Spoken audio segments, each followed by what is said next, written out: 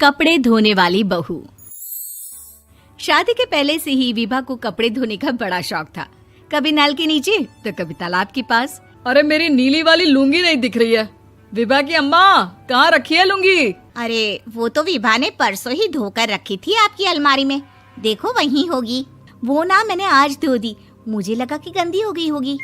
अरे कैसे गंदी हो गई थी? उसे तो मैंने पहना भी नहीं। हे भगवान, इस लड़की के कपड़े धोने की आदत से परेशान हो गया हूँ मैं। जितना तो घर में राशन नहीं आता, उससे कहीं ज्यादा डिटर्जेंट पाउडर का खर्चा है। इसकी शादी करवा दो, शादी जाए अपने घर में ही करे काम, फिर चाहे घर के कपड़े धोने हो या पूरे गांव के। हाँ ठीक बोल रही हो, देखता हूँ मैं कोई लड़का। वो दिन भी आ जाता है जब विभा को देखने लड़के वाले आ जाते हैं। लड़की मुझे अच्छी लगी। होने वाली सास कहती है, बेटी अगर कुछ पूछना है तो पूछ लो। वैसे तो हमारी लड़की बहुत ही शर्मिली है, जो बोल दो वो मान लेती है, इसे क्या पूछना होगा। अरे कैसी बात कर रही हो माँ, मुझे इन लोगों के घर रहना है, सवाल तो कई है।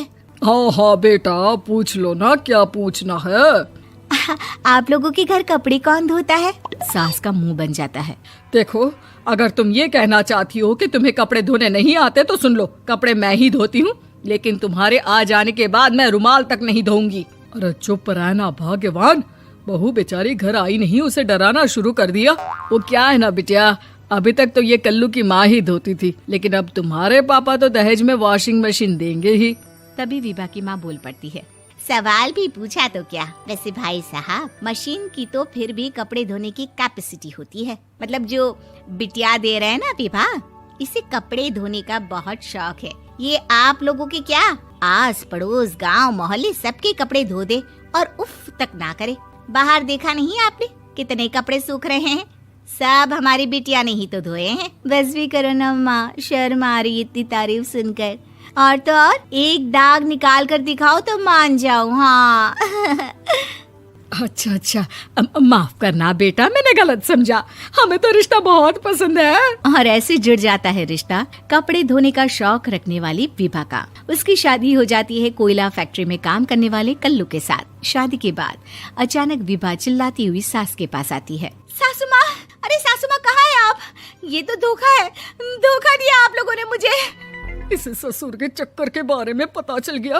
अरे तो उसमें तुझे क्यों धोखा मिला है? अरे नल में पानी नहीं आता, कपड़े कैसे कब धुलेंगे? अच्छा, तू पानी नहीं आ रहा उसकी बात कर रही है।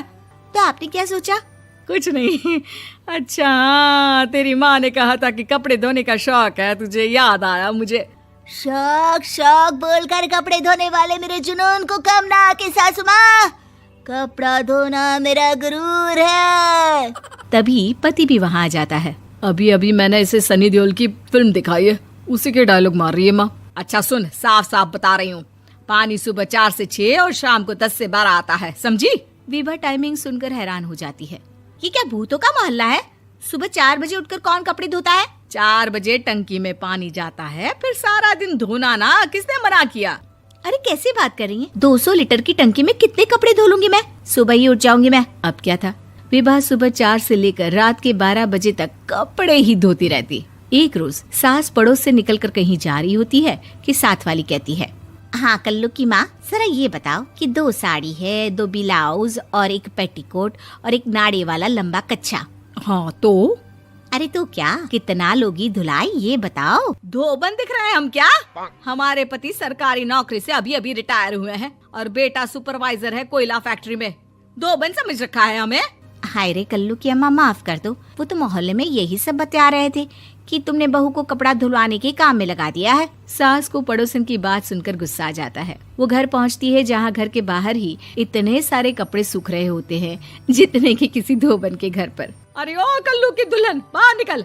माँ जी यहीं आ जाओ, बाथरूम में चादर धो रहे हैं हम। अरे अभी हम धोते हैं, तुमको बाहर निकलो। ये आस पड़ोस वाले बोल रहे हैं कि हम बहू से कपड़े धुलवा कर उसे कपड़ा धोने वाली बना दिए हैं।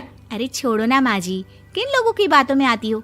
आस पास के लोगों का तो काम ही होता है कि वो किसी तरह सास बहू को लड़ा दे। बहू सारे घर के कपड़े धोती है, ये क्या कम है? बोलिए। सास को भी लग जाता है कि वो बहू का ये सनकीपन नहीं छुड़वा सकती, इससे अच्छा है कि खुद ही चुप हो जाए। एक रोज सास और बहू मंदिर जाते हैं, जहाँ सास की साड़ी वहाँ खड़ी भीख मांगने वाली से मिलती है। माँ जी क्या बात है, आपकी साड़ी उस भिखारन से कितनी मिल रही है ना? हाँ हाँ देखो तो, दोनों की साड़ी मिल रही है। क्या बात है कल्लू की अम्मा, तुम खुद को तो अफसर की बीवी बताती हो और ऐसी सिंपल सी प्लेन साड़ी पहनकर घूमती हो। सिंपल और प्लेन नहीं है ये साड़ी। तो क्या सोने के धागे से फूल बने हैं? कुछ भी सासू माँ, कुछ भी। हाँ बने थे इस साड़ी में सोने के धागे से फूल। मेरे पति लेकर आए थे मद्रास से स्पेशली मेरे लिए 10,000 की। ताहे भाई साहब इस भिखारन के लिए भी सेम टू सेम साड़ी लेकर आए होंगे 10,000 की। सास उस वक्त तो कुछ नहीं कहती, लेकिन बहू के साथ घर आती है और अलमारी से एल्बम निकाल कर लाती है। ये साड़ी देख रही है, ये वही साड़ी है जिसे मैंने अभी पहना था। इस साड़ी में ये जो चमकदार फूल दिख रहे हैं ना, ये सोने के धागों से काढ़े गए हैं। लेकिन तू लोकल वॉशिंग मशीन ब्रश से घिस घिस कर सारे फूलों को निकाल कर साड़ी प्लेन कर दी। मुझे माफ कर दीजिए सासू माँ। और तो और, जब मैंने तुझे तेरी गलती के लिए कुछ नहीं कहा, लेकिन तूने तो सबके सामने मेरा मजाक ही बना दिया। क्यों? बहू को समझ में आ जाता है कि अब से उसका कपड़े धोना बंद।